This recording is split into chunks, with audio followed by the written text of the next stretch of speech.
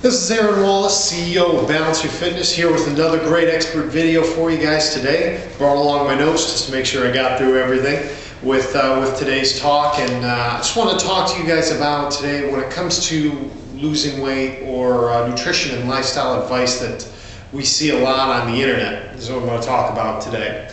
You see a lot of advertising and studies out on the internet or in the mass media a lot of times that talk about certain foods and certain antioxidants that can help us lose weight, whether it's green bean coffee extract or some random antioxidant that's in chocolate, paid for by Hershey's basically. We want to understand that to be able to go through and kind of sort out a lot of times what's what I call junk science. What I mean by that is that 75% of all food science researchers are basically backed by companies who are selling the products to you, and those include Kellogg's or Coke and Pepsi and things like that. A lot of the funds that come from food science researchers, actually 95%, actually come from funding that is basically coming from a company that is trying to sell a product. So when we think about health and well-being and how to be able to get our bodies healthy and lose weight or get out of pain or whatever it is that our health and wellness goals are, we want to be able to understand this. A lot of the information out there can be confusing, and I want to be able to take this time to go and get some real information out there about a quote-unquote health superfood out there that has been highly promoted over the last 20 years, and that is soy. And a lot of people eat soy as part of their daily diets and they don't know it. It's added to a lot of processed foods. People use a lot of soy milk and soy cheese and soy, basically almost every food product that you can imagine, soy can be in it. So we want to be able to go and understand a little bit more about this food before we go and say whether or not we should be eating it or not. So just give a little bit of historical background on soy. Soy was actually grown in Asia, starting back, I believe, in the 700s. And in this time, when they talked about soy being used as a crop, it was actually not harvested as a food at first. It was actually cut down and left to help put nitrogen back into the soil. It was actually kind of used as a fertilizer almost. So they would, the Chinese would cut it down and basically let it sit on the field, and the earth would absorb it and allow it to grow other crops more easily. So some farmers in Europe would actually go and leave their fields fallow or not growing anything on it. What the Chinese would do, we would grow soy, cut it down, and that would actually help to replace a lot of the nutrients in the soil back in those days.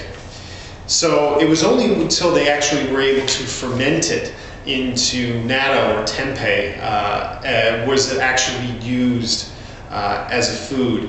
And recently, a lot of the research that's come out on this is you kind of selecting small things that are in soy that they think can go and cause, have health benefits.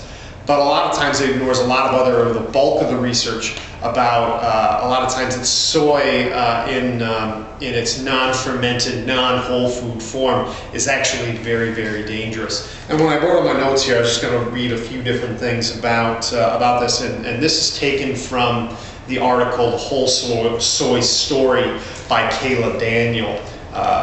If you go, so Kayla Daniel, Kayla Daniel, and you can just look it up.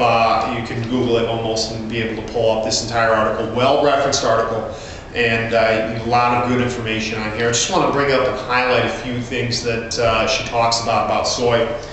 Is that soy? First off, any bean or grain So any like lentil or bean, like soybean is a lentil, or somebody who's classified as a grain.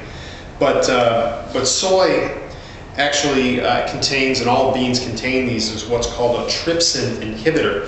What a trypsin inhibitor is basically a digestive enzyme made by your pancreas to break down and absorb protein.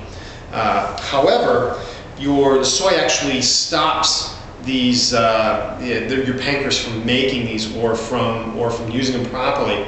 And in animal studies, diets high in trypsin inhibitors actually have caused enlargement of the pancreas and cancer of the pancreas and other pancreatic diseases.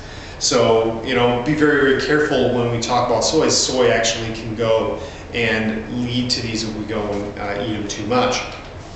Also, they contain, and all grains also contain this if they're not sprouted, but soy has actually a lot more of them. It's called phytic acid. Phytic acid is a component that actually goes and prevents you from absorbing vitamins, minerals, and nutrients in your gut.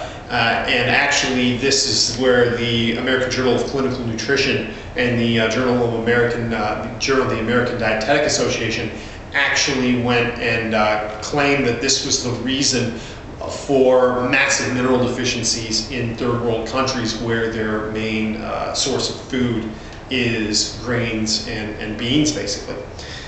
They blame this phytic acid, where soy and wheat and corn are basically their main staples of food that they're growing. So phytic acid actually prevents the absorption of zinc, iron, magnesium, calcium in the gut, but mainly zinc, which is extremely important for the development of the nervous system, for the development of the sex hormones. So it creates a lot of hormonal imbalances when we don't have enough zinc. There's a lot of different problems that can happen when we start to eat these types of foods. Also, what you'll see in a lot of ingredients in processed food is an ingredient called soy lecithin. Lecithin, spelled Lecithin, so lecithin, is actually a oil sludge. It's actually it's basically kind of a sludge runoff. So if you were to go into your car and do an oil change on your car, you have basically used motor oil. It kind of has that consistency. That's basically what this this soy lecithin really is. It's really kind of a nasty looking and gunk type thing, but they use it as a food additive, and they call it safe. FDA calls it safe. Kind of interesting side note. And also, all these different things you're talking about soy, is that also soy contains a product in it. It's called hemagglutinin, which actually causes your red blood cells to clump together in your arteries. So a lot of things we talk about that soy products can go and cause, put us in more risk for heart disease. They can go and put us in more risk for pancreatic cancers, and they basically put us at more risk for vitamins and mineral deficiencies. So a lot of this stuff has been shunned by mainstream media, so that way we can go and sell milk replacements and other different soy supplements as a quote-unquote health food. Really, there's very, very little scientific basis for that. There's good marketing for it, but there's very little scientific health basis for actually putting soy as a main staple of the diet. So we want to be able to go and understand that if we want healthful sources of protein, of fat-soluble vitamins, that has to come from animal food, pastured animal food, or animals raised out on grass. And that's a big reason why people try to turn to soy, is that they're very, very, you want to stay away from commercially raised animal products, because of the fact of all the horror stories we see on Food Inc., the movie, or other different media news outlets, of what they do to commercial animal products, injecting hormones and antibiotics and all that different stuff. The problem is that if we try to replace it with soy, we'll actually have a whole nother set of health problems, which is a lot of times what you'll see in a lot of people who try to go and do vegetarian or vegan diets where they try to replace and have soy as their main source of protein. Very, very dangerous, a very, very dangerous way to do that. So what we want to be able to go and understand is that we can be able to go and get healthy animal food for us. And we can be able to get food that doesn't have, that's humanely treated, that it doesn't have all these antibiotics and hormones. And a good website we can go and look at, there's actually a very good reference for this. There's a website called WestonAPrice.org.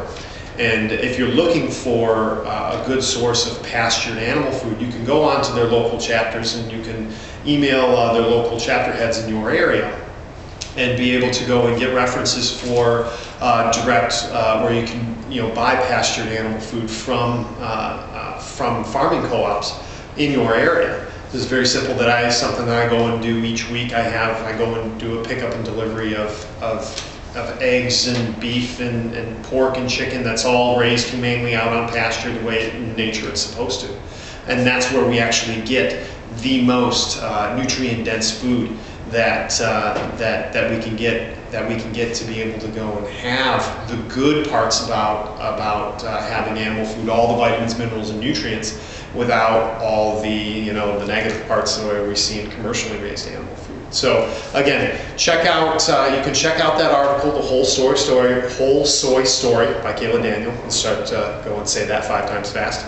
And also you can check out WestonAPrice.org and check out a local chapter where you can go and research and get your own pastured animal foods. If you guys have any questions on this, you can send it through the Facebook page, and also go ahead and offer suggestions for future topics as well. I always want to be able to go and be interactive with everyone coming in, all the suggestions on Facebook and on YouTube. So don't hesitate to leave your comments, and I look forward to next week's talk. And as we say here, is live your life in balance. This is Aaron Wallace, CEO of Balance Your Fitness. See you next week.